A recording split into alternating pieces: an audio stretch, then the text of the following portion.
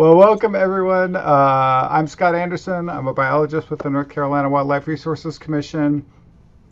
And tonight is kind of a follow-up from last night. It's going to be kind of a catch-all. If you didn't get a chance um, to hang out last night at the Big Atlas Weekend kickoff, we'll kind of catch all your questions tonight.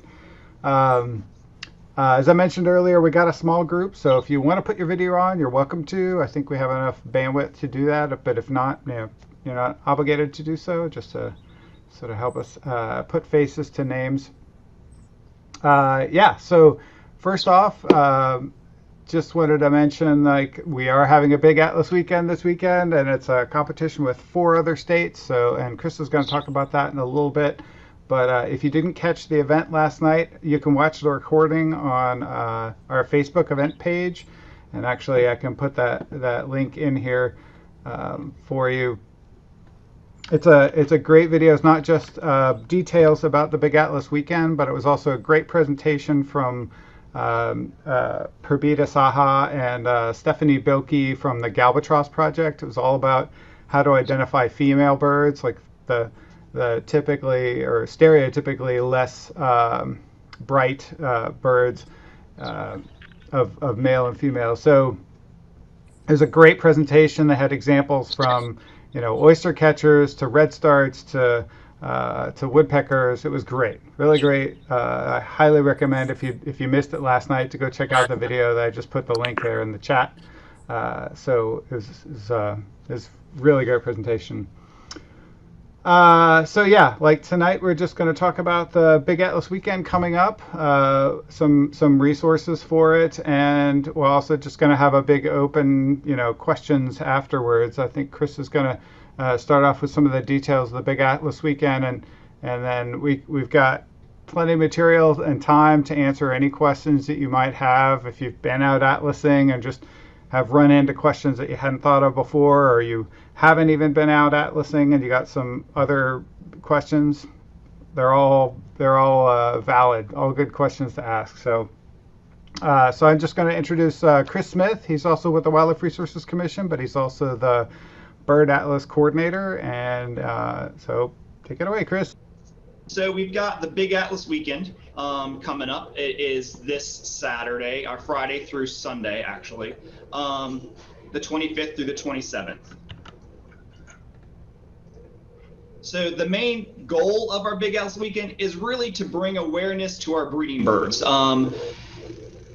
Birders that go out, they do get caught up in some of the excitement of just trying to find new birds, check birds off of their list, identify some rare birds. It's about the hike and the adventure, which is what we want to target, especially when you're atlasing. But also atlasing wants you to slow down. We want you to look at the birds, even common birds. You can find some new and exciting observations because we want you to watch their behavior.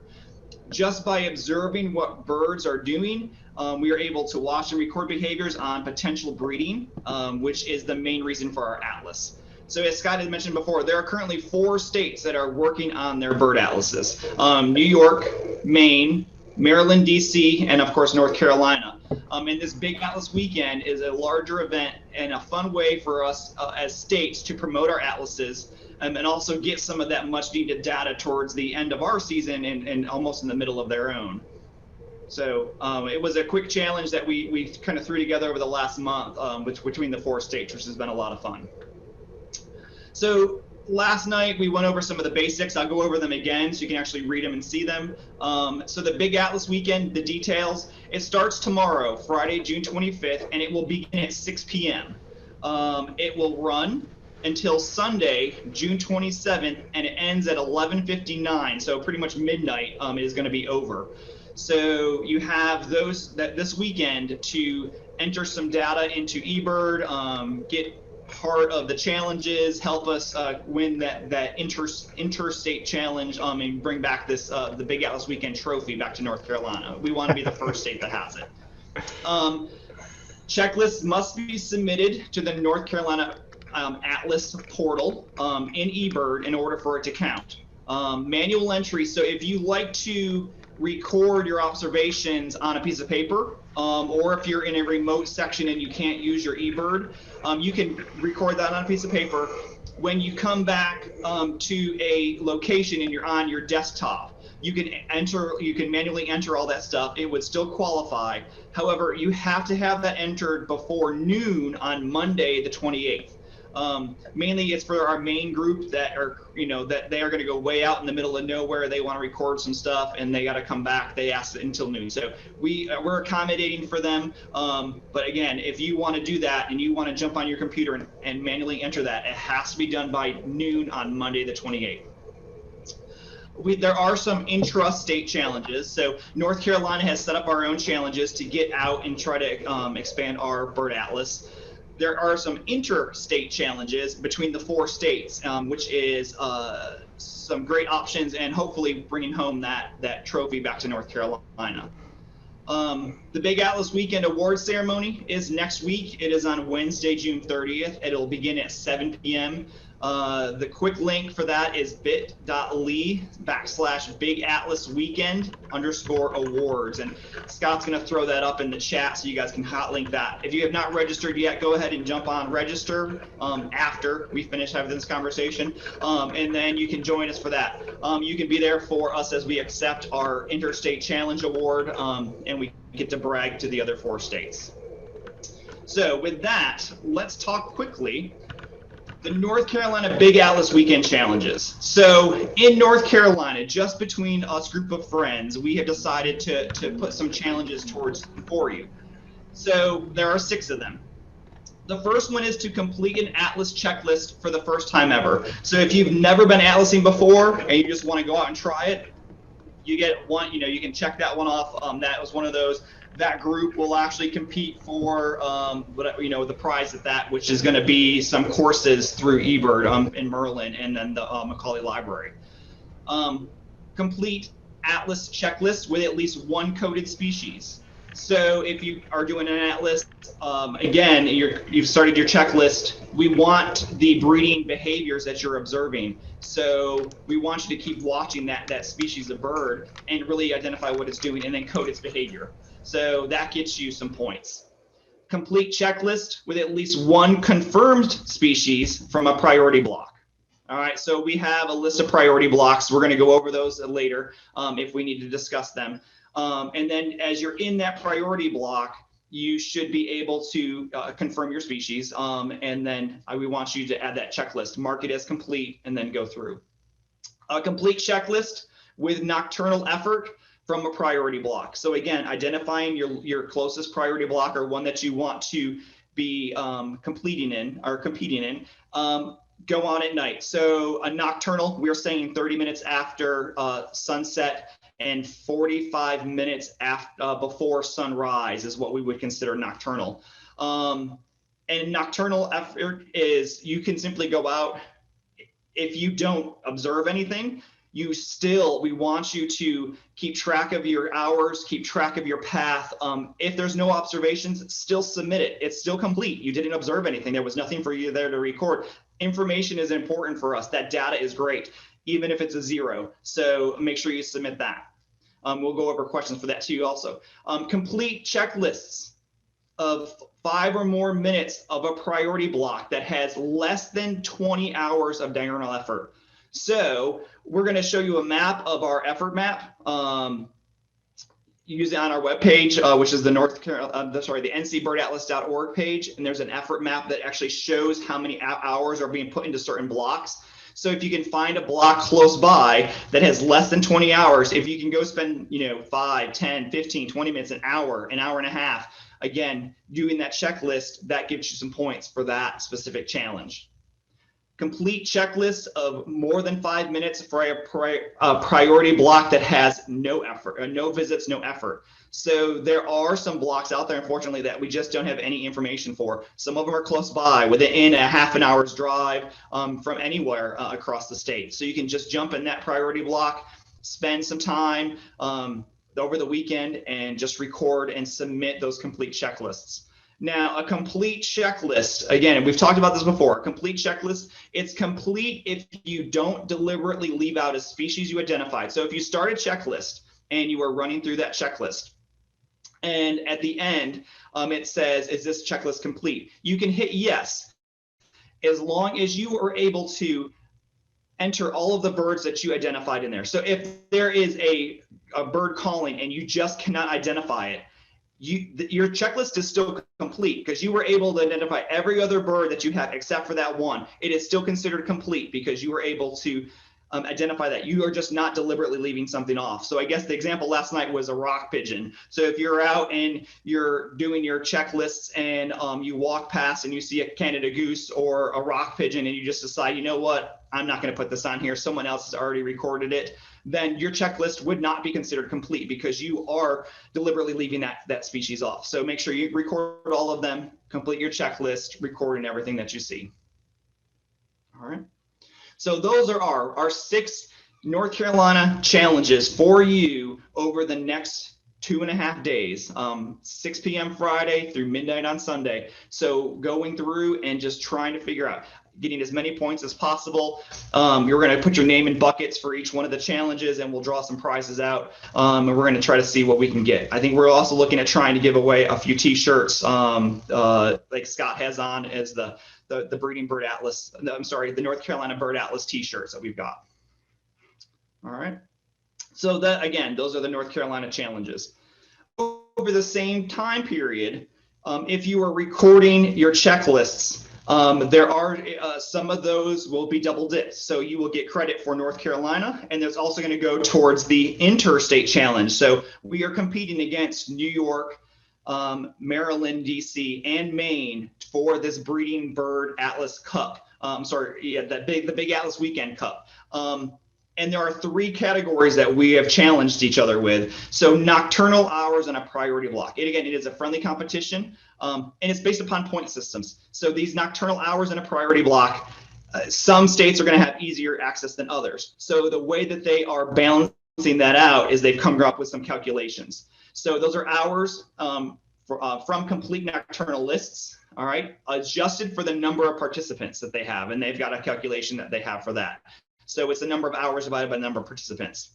Confirmed codes and priority blocks. So again, we want those breeding codes in there. So if you are able to complete your checklist, you're adding those codes, the breeding codes in there, and you send it, you're getting points for North Carolina. So those are the number of complete checklists that have one species with a confirmed code.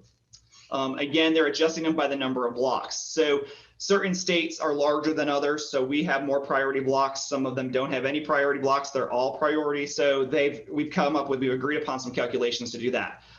We also have Atlas checklists. So again, we're submitting checklists. The number of checklists that we have, we're looking for less than a mile, less than an hour, completed checklists. So any complete Atlas checklist with at least one coded species is what it needs to be in there. So again, we're going to create a calculation that adjusts for the number of atlasers that we have based upon the number of volunteers that are going to be out there. So again, it is a friendly competition, but we have challenged each other to really push hard over the next couple of days, trying to get some of this data into our bird atlas. So that is our Interstate Challenge. So I referenced a few things on there. Remember, go to ncbirdatlas.org. You will be able to find our effort map. You can jump on there. You're going to be able to find our priority block map.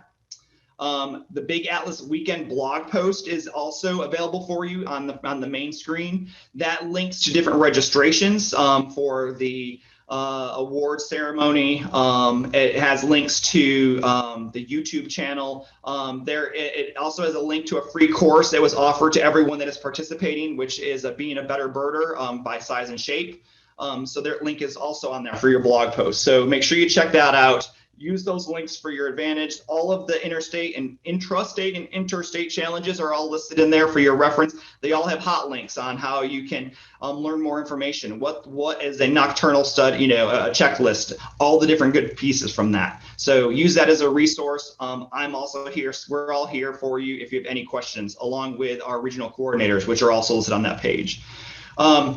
Other information on our website, again, getting started booklets, our hand booklet, our volunteer materials. If you want letters to send out to landowners, if you want car placards so that people know that your parked car there is there for a reason because you're doing some bird studies. We have our tutorials, our FAQ page, which has our links to our YouTube channel, which has our different our past webinars and that kind of thing. There's also the list of all the breeding codes that you may need to use and the definitions for them and examples of that. And we've done that before in one of our webinars, and you can jump on that tutorial and actually go through that screen.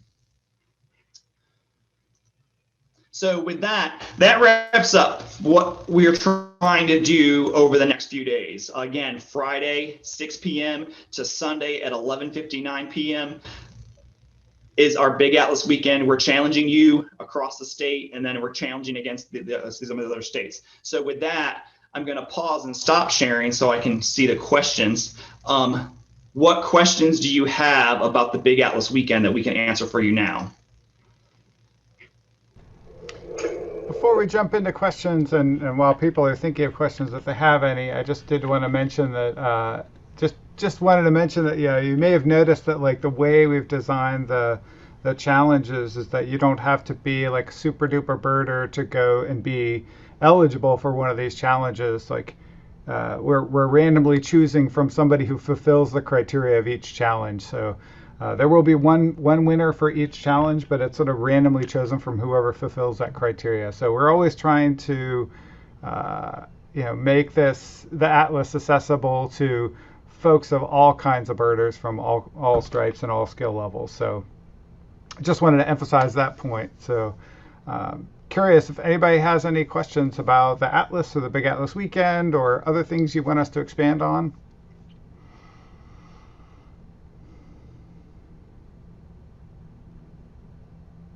Lynn, you could come off mute if you want, and if you have a question. Hi. Is there an easy way to figure out okay, this is how I figure out where I am. There's a couple of ways I did it tonight, this afternoon. Hi, I'm Marla from Raleigh. I dropped off a frozen hummingbird at the Museum of Science, downtown Raleigh. They wanted it. It was from anyway, so it's out of my freezer, thank goodness. It was taking up so much space. And so I was wondering if I was in a priority block. So what I did was I started a checklist. I waited 5 minutes. I wrote down a turkey vulture and a rock pigeon and dove, whatever, and I sent it in. And then I went to the portal and I went and saw the name of the block, and I knew that was a priority block. So it was sort of like a stop process. And I guess other than memorizing, how do I know I'm in a priority block? Like when I'm in the field. Yeah, that's tough to know whether in a priority block or not. You can plan ahead. They've just sort of released on the eBird app the ability to, when you're in eBird, you can tap on the miles up in the upper almost left-hand corner when you're looking at the eBird app, and you can see the boundaries of all the blocks, but it doesn't tell you what block you're in. But now you can actually see the boundaries in those. That's close. You might have to. That would help. Yeah. That would help.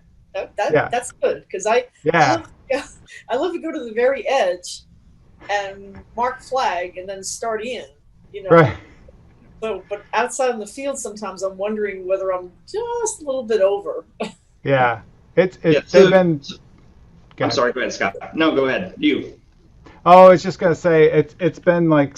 You have to make sure your app is the most recent and it's got all the stuff loaded. So you may not see it right away, but if you go to your whatever app store you're in, you should be able to refresh it or reload it, and it should show up.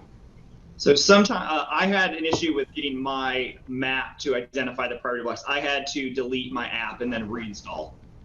So so I did that. All my data was still saved with eBird, but I just had to do that quickly. And then when I opened my map, it popped up. So sometimes that is the only safe part. You just got to delete it, reinstall it. So Pamela's got a question. Go ahead, Pamela. Hey, I've submitted a couple of the Bird Atlas checklists, and when I've gone back and checked them, I see besides some of the birds, it says probable, possible, confirmed, and observed. How did that generate? All right, I got a slide. Hold on one second. If it's 2 letters, it's good. All right, so let's see. So if I jump down,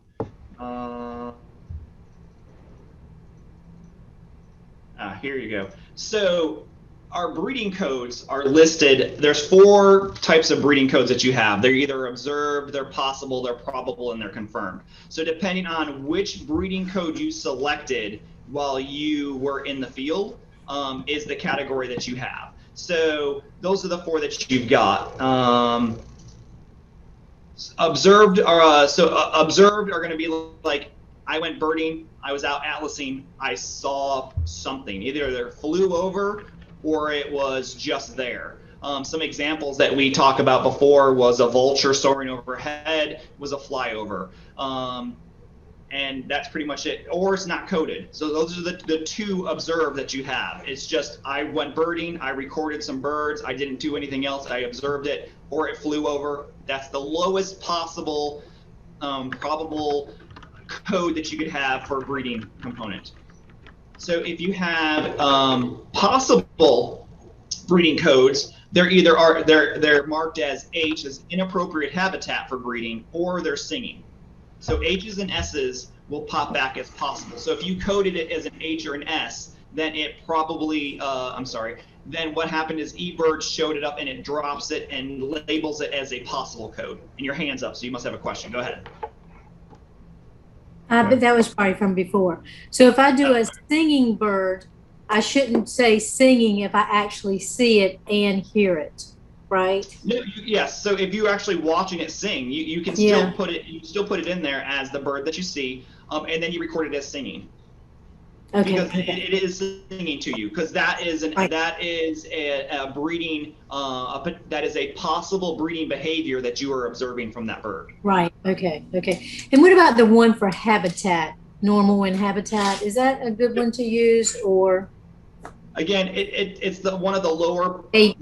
It's one of the lower probable examples. So we want to get to the higher ones. So again, they're ranked in order of observed, possible, probable, confirmed. So it's possibly breeding there because it's in the appropriate habitat, but we just don't know. We want more confirmation from that. So that's why we want to get down to the red level, the confirmed component from there. So probable breeding codes, there's a lot more options for you. So this is probably breeding if they are been singing there for more than 7 days. So if you went out and you heard the bird species singing and you went back a week later and it was still out there singing, that's kind of sad, but hey, he's still out there, he's still going at it, he's probably out there. So, but yes, he's loving it, going from there. Multiple males singing, that's a little bit harder because you don't know unless you are very well aware that they're different at the same time. A pair in suitable habitat. So this is a little bit better. So not only did you see one in the habitat that they would breed in, but these are sort of a pair that you see that are flying around together. Territorial defense, courtship display, visiting probable nest sites. So again, when hopping around, dropping into a bird box or something else, or into a cavity, if you will. Agitated behavior. Then there's one that is really tricky. So a probable one, again, is this woodpecker and wren nest building component, because wrens will build multiple nests and then she gets to choose which one she wants to have. So again, it's a probable. It's better than possible and then observed. So we still want you to record it, but it has its own code because he spent so much effort putting those nests together. Okay. All right, and then our red level, which is our confirmed codes, again, are all of these things. Unless you dissect it, a PE is not going to really matter to you. So carrying nesting materials, if you're watching them and they're just flying back and forth, carrying different nesting materials or something, as long as it's not a wren, you can use a CN. Nest building, again, as long as it's not a wren, you can use that nest building behavior code. Distraction displays, unused nests, occupied nests, recently fledged, carrying food, feeding young. So all of these are in there. We did do a breeding code behavior webinar where we went through and asked a couple questions. I have them at the end if you want to play. We can do that. I don't want to waste, but you could go through that also, which has some examples of all of these for you. So did that bore you to tears, and did it answer your question? Yes. Yes, it bored you to tears, or yes, it answered your question? You're fine. So I'm excited for this weekend. Right. So I'm going to turn this back off. Yeah, turn that back up. I was going to add to Pamela's excellent question about the breeding codes. It took a while. I'm over here. It took a while to catch on those because I was using the computer to do my lists, and they're all static. They're just a list of things, and they're actually in opposite order than the app. But the app on my Android is color coded, so you want dark purple. The dark purple ones are the golden fruit that you found. So I'm not sure if you have an app or what it does on an Apple, but it's dark purple if it's confirmed. It has like 2 letters on it. So you kind of like look at the highest one you can get. You're going to go check your app, but you want to look at the highest one you can get. Like today, I went downtown. Don't take time to speak. I'm a teacher. Watch out. Let me get the PowerPoint slide. I got 7 confirmed birds. I couldn't believe it. Downtown Raleigh, the birds are kind of tame. They're used to humans. So I saw 1 blue jay who became 4, who became 2 that were being fed. So now I look for feeding young. That's the highest code, not the singing, but the feeding young. So I start at the top and work my way down and find the code that matches, like the best one. So it's dark purple for confirmed, and then it's like a light color for the other stuff. But that's what I do. The turkey vulture got nothing. But I'm going to find them. I know it was observed, so it was green for us. But yeah, I didn't know there was color codes. I don't have an Android phone, so I chose the wrong colors. I chose poorly. I should have asked. But I guess for Lynn's example, what she just saw, so was the blue jay piece. So she saw 1 blue jay and she was watching it. That blue jay met its mated pair. So then she changed her number on blue jay to the number 2. And then she was still observing there, and then all of a sudden that blue jay started to feed its young. So and there was 2 babies that were there, 2 young that were there. So now she changed her blue jay count to 4 because it's the 2 adults, the 2 young, and then she put in there feeding young because they started to feed because they were bringing them food. So that was how she did that whole process. That's the best part about atlasing. If she was maybe have just been birding, she may have observed the 1 blue jay, and then she may have continued walking down the path. But since she stood there for a while and observed that blue jay specifically, she was able to get that breeding code in Raleigh. That's excellent. Yes, exactly. Because I was walking around the Capitol because it was the Capitol grounds. It was too beautiful. I mean, I was down there. I might as well look around for birds. I know it's a priority block, and I was able not to boast. I got starling, thrasher, mockingbird, robin, house sparrow. Okay, that was easy. There's a restaurant down there. They see French fries, they're happy. And I found a pair of towhees, but no babies. I have a feeling the fish crows ate their babies because there was a nice, cute little pair of towhees, but no babies. So I mean, it was like magic. I thought, oh, look at all the birds I found. And I would never be bird watching in downtown Raleigh. I'd be over at Mid Pines or something. Mid Pines is not a priority block. No, it's not. Good. Go find stuff in normal places. Right. That's excellent. Awesome. Any other questions? We are the underdog in the Big Atlas weekend. Since we're the first year of our atlas, all the other atlases are at least in their 2nd year or 3rd year. So. And New York has a super big advantage because they've got New York City and they've also got Cornell Lab of Ornithology. So there's a lot of people there that do birding already. So, So, any other questions? we're available until 8. Oh, So, good. I definitely have more questions. Oh, then shoot, let's go. I mean, No, it's easy ones. It's not just. Oh yeah, I thought I'm leading some walks. By the way, I'm doing my walk at 5 tomorrow because the email said 5. Oh well, but I'm leading some. Doesn't count. It counts. It doesn't count for the atlas. But I'm leading a bird walk on Saturday and Sunday. So how do I encourage people to continue bird atlasing? Like I'm doing the walk, and it'll be an atlas. It'll be less than a mile, less than an hour, and then they can know. And I'm looking for babies and looking for stuff. But I share the list. But I've planted the seed. How do I encourage them to do some more checklists for the atlas? yeah, that's it's a challenge, but kind of have to. Yeah, we've been just trying to meet people where they are, and like there was a great study by a social scientist at Cornell Lab of Ornithology a while back, and he surveyed a bunch of eBirders, and he basically took all of his findings and categorized 14 different types of birders, right? So, all these different kinds of, how old they are, what their demographics are, what they like about birding, what they don't like about birding, that kind of thing. And fascinating study because, he talks about how there are people who counting birds and identifying birds detracts from their experience of observing birds. They feel the pressure of sort of identifying and getting it right. And so, obviously those folks aren't going to be able to help as much with the atlas, but we do kind of want to just use the atlas as a way to encourage people to enter at any level that they want to. So I don't know if I have any great strategies for you in terms of getting people to take that next sort of step up, I guess, recording behaviors and instead of just eBirders, but that study was sort of eye-opening to me, and that like there are people out there who enjoy birds in completely different ways, and that eBirding can kind of even be a turnoff for them. So, Yeah. but anyway, but yeah, they're all types of birders.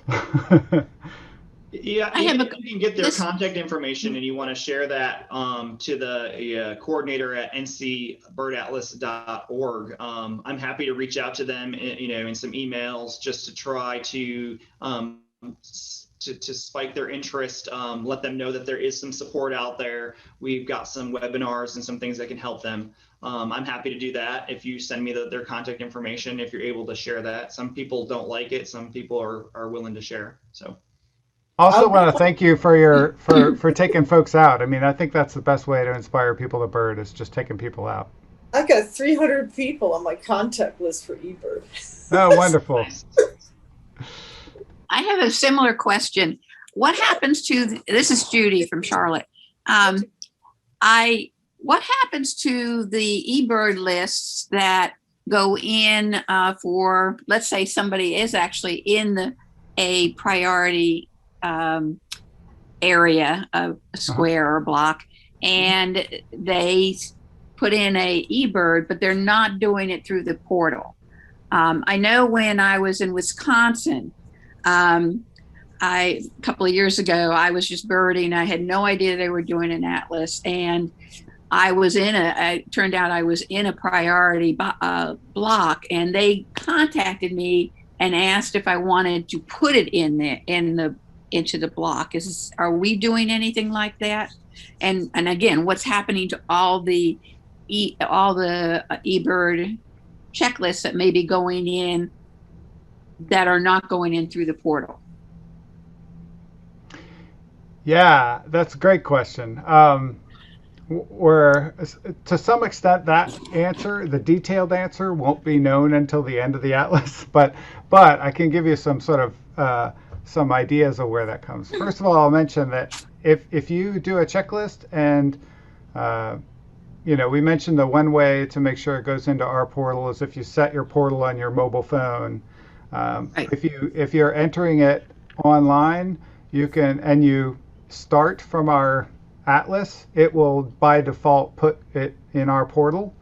If you haven't done that and you've made a checklist either on your phone or on the website that wasn't in our portal, then you can actually go back to that checklist, and in the upper right corner of the checklist it says checklist tools, and there's an option for change portal in there. So even if you did it back in January, you could change if you, like I have a bald eagle observation from back in January, a bald eagle nest, and was able to go back on my checklist and change it to the Atlas portal now that it's available. So you can do that.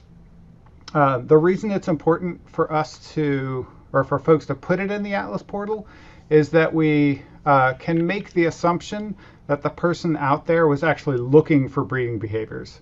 It just sort of, it helps us make better conclusions from the data, because we have to make some assumptions about what that person is looking for and how likely they are to observe things like a bird carrying nesting material or whatever. And if you have a regular checklist that's in the regular portal, we really can't make that assumption that they're necessarily looking for it. But if they, put it into the portal, then we can make the assumption that, hey, they were there looking for stuff and they didn't see stuff. So that information is important to us as well. Does that answer make sense? A little, because like I said, when I was in Wisconsin, I've been using of course, Mecklenburg County did a breeding bird for the county several years ago. So when the code started coming up in eBird, I just automatically started, particularly if I was looking at a confirmed, I knew it was a confirmed breeding, I would often put that in. And that's what I had done and I know some folks do that, but are not necessarily using the portal. So if that pops up, that might put a flag out for you guys. It puts a mark on that record in their data. And so we can sort of pull those records out and look at them separately and sort of compare them to ones that aren't in our portal. And then we can make some conclusions based on comparing those. So so if you have an option and then definitely put it in there. If you were out atlasing, then definitely put it in our portal. I was looking for my Mecklenburg book. That is an amazing book. Yes, that's an impressive book. It is. Here it is. So great. Yes, that's it's a great book. It's a history book as well. It is. It's an amazing work from Don. From Don, yeah. Awesome.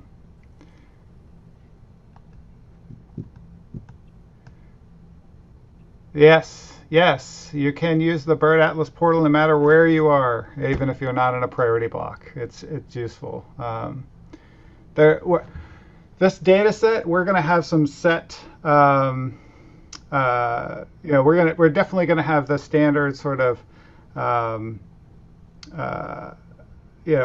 distribution maps, like here's where all the species were, but this data is going to be a huge data set that I think for years to come people will be able to look back at and do different analyses on. So we're hoping to make some things like, we could do some things like, hey, we found this particular species of bird is found in this kind of habitat, and so that can work across whether you're in a priority block or not. We can do those kinds of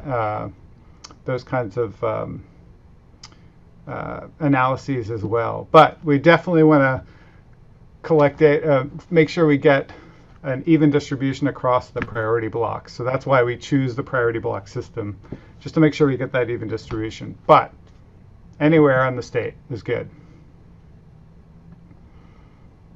Yes, don't cross the blocks, Lynn. Lynn says, yeah, you can, as long as you don't cross the borders, we can make assumptions about where those observations are. Excellent. Any other questions?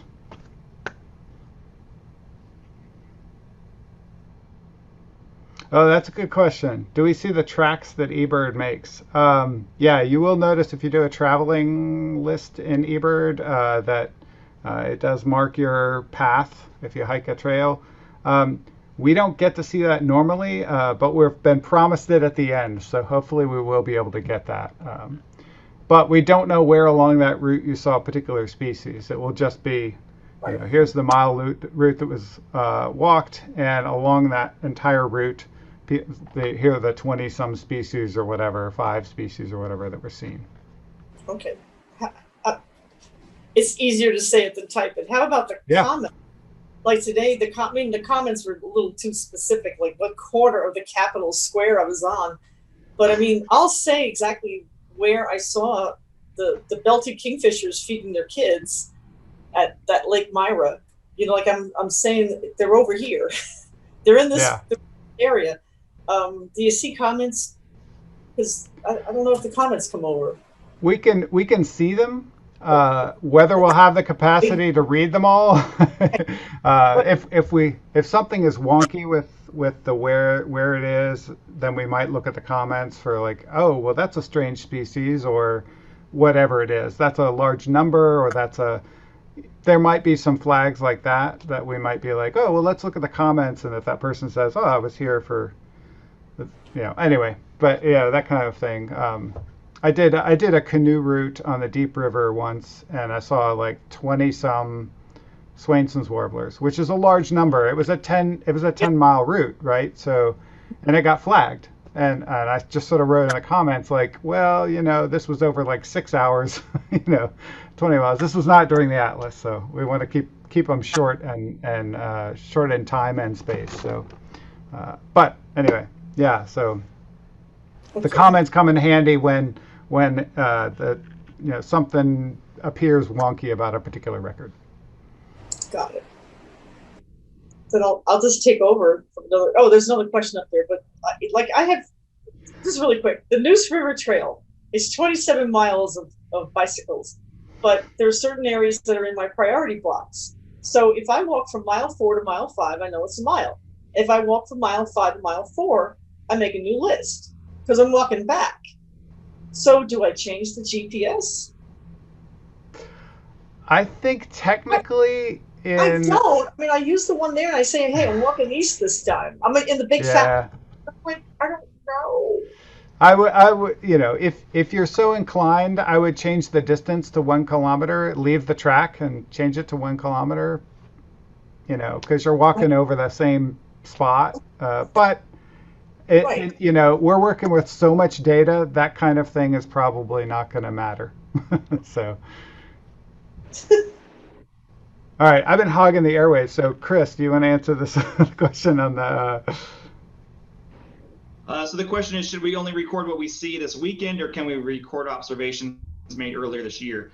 So it is this weekend. So you can enter your observations if you have notes. You need to know your location, your codes, that kind of thing. So I'm assuming that you have already entered them into the eBird website, or if you have paper documentation for that, that won't count because it was a previous observation. But all the stuff that you're doing this weekend, you can enter that in.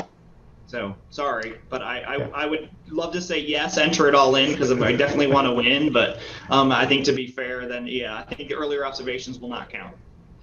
Yeah, it won't count for the big Atlas weekend, but it'll count for our Atlas. Yeah. So some people have asked us questions before. Now that they are helping, they're joining in the Atlas. Can they go back? So can you change over some older checklists? And I think we've discussed and we talked about it. Anything, I think we were looking at for 2021, if you have a checklist from January moving forward and they had observation codes, they meet our criteria of less than a mile, less than an hour, you're willing to change them over to our portal. You can go into the web page, you click under Manage My Checklists, and then you go you check in the checklist you want, and then I think in the top right you click on something, I don't remember what it is, the top right, and it'll actually go there and allow you to edit, and then you can change the portal that way. Checklist tools. Thank you, checklist tools. But yeah, so you can do that. It obviously won't count toward the weekend, but it will help us with the bird atlas. We just don't want to go too far back because we want you to really focus on current observations. So when does the spring summer season end, and when does the winter season start? That is a good question. So, I mean, yeah, it's just continuing the spring summer season we're going through. We have technicians in the field that are doing their point counts and stuff. We're going to run them for another week or two. Then they'll start doing some atlasing for us.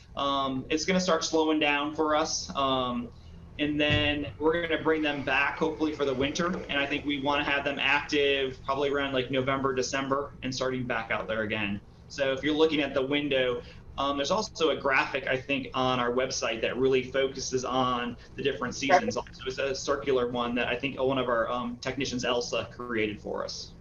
Okay, thanks. If I can find it quickly, I'll pop it up for you. Well, yes, do. Scott's going to distract you with a. Yes, Early can control birding at any time, but I've had 93 days on my checklist streak for the bird atlas. Wow. Yeah. So the other question here is, should we use the portal throughout the year? Yes. Go ahead and do so. That's great. Some atlases will actually define dates that like this is when you should enter your data, but we're just encouraging folks whenever you see behaviors to record them in there because it gets really complicated. Trying to suss out because different species breed at different times. A lot of raptors start earlier, owls start earlier than songbirds, and so if you give dates, then you're sort of missing out on some stuff. So I would say record observations whenever you see them, or behaviors whenever you see them, and but target sort of that graphic there is great. Just the sort of November, December, January is October maybe is a great winter time, and then sort of the breeding time is what we're in now. So yeah, definitely, But again, since different species have different timings throughout the year, and we're in sort of a more temperate state, so we got a pretty big wide range of time periods for breeding behaviors to be observed. The New York folks only get this narrow window. Maybe we should have another Atlas challenge that weights us better. But so Lynn, on the ncbirdatlas.org page, it's inside the volunteer handbook. That's where the image is graphic is stored. I think is on that. Okay, volunteer handbook. Volunteer handbook. Okay. Volunteer handbook. Here's the page. There you go.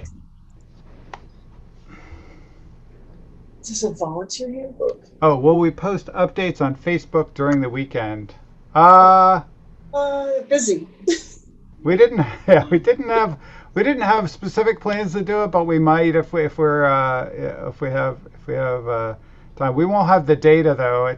It's a lot of data to sort of crunch, and so we won't be able to have any of that kind of data until we won't have like a running thermometer race with the other states, which would be awesome, but we won't have that. We'll have to download the data on Monday afternoon and do the quick analysis for Wednesday. Cornell holds all that for us, so they're going to send us all as one large chunk at the end of the weekend. So we don't. The effort map is probably the only way you can really see some changes, and then you have to like take screenshots of that effort map in order to do that. But and if you're signed into eBird and you go to our Atlas page, I don't know if you've noticed, but you scroll down to the bottom and there's stats on there like how many species have been confirmed and how many, like 15,000 complete Atlas checklists so far, and 557 Atlasers. So there's some, and if you go by county, it'll give you those same sort of stats for each county. And all of this is specific to our Atlas. It's much bigger for just eBird. So yeah. So there's a lot of that summarized data is already on there. It would be cool if we could just pick the weekend.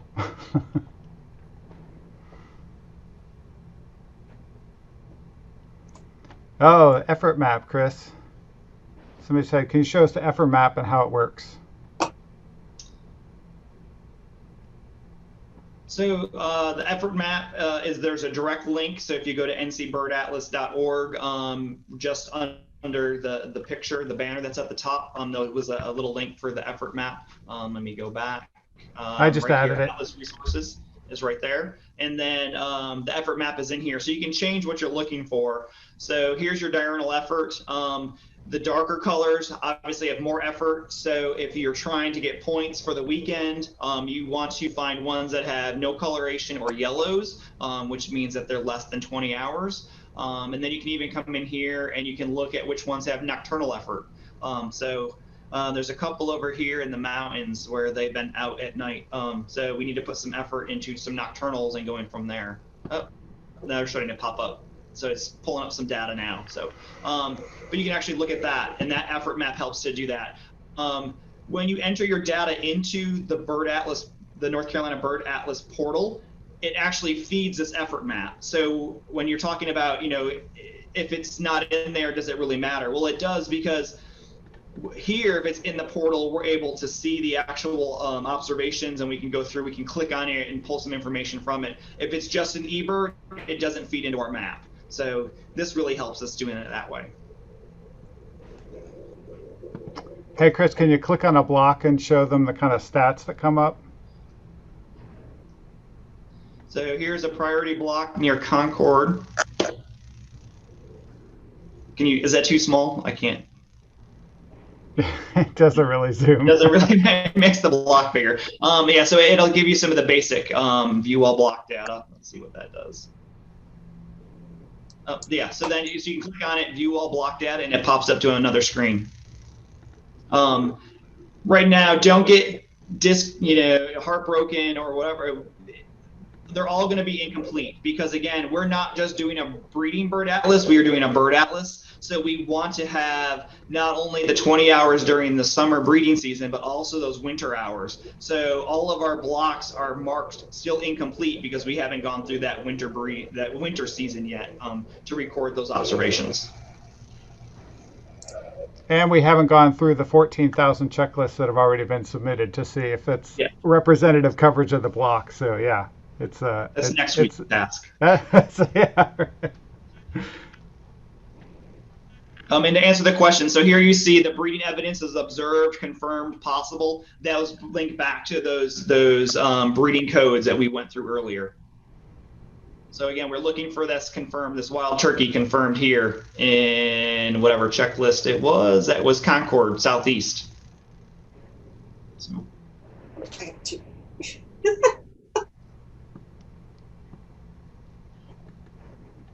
Excellent. Ooh, what other questions? Safety for nocturnals. Just review the safety for nocturnals. Oh yeah, I can do that. Hold on, let me pull up the. Tell someone where you're going. It's great to do with other people. Also, it's fun. On On the way back to your car, you can even hide behind a tree and scare someone. It's good too. Let's see, so there are some. I don't know what that was. I know it said 2 people. They said they want 2 people on your nocturnal. Yeah, so there's some species specific strategies that are in the handbook, that the link that Scott shared with you. You can go through that. Those are at the bottom. It's in the appendices. I'm going to probably make you dizzy as I scroll up, but here's a list of all of our rare species. Here's all the breeding codes. Sorry, I should have found it earlier. Support. Breeding codes, portals. There was some stuff in here for nocturnal surveys. So there's some examples of some things in there, and there's some guidelines, and some of the guidelines I think are also on the website. That you can go through. But yeah, going with a friend, knowing your locations that you want to go into. Definitely scout it out during the day, during the daylight. Know where you want to go. Let someone know where you are. Even our technicians that are out at night, I have them text me before they go out and when they get home. So I know that they're safe and they're going there. So. And again, 40 minutes before sunrise, you need to stop, and then 20 minutes after sunset is when it can begin, and that would be a nocturnal. Thanks. You're welcome. All right. All right, well, we're getting to 8 o'clock. Anybody have any last questions before we hop off?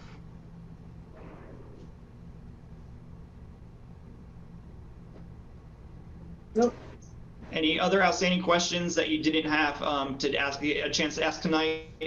Coordinator at ncbirdatlas.org sends us an email, and then we will respond back to you. He's going to type that in now. He's much better at doing that than I am. So just send it to that email. We'll hop you a response as quickly as possible. Send you some links if that's what's needed. Well, great. Awesome. Thank you, everyone, for attending, and have a great weekend, and let's get that trophy. Yes. Thanks, everybody. Thank you. Good night. Thanks. Good night. Right.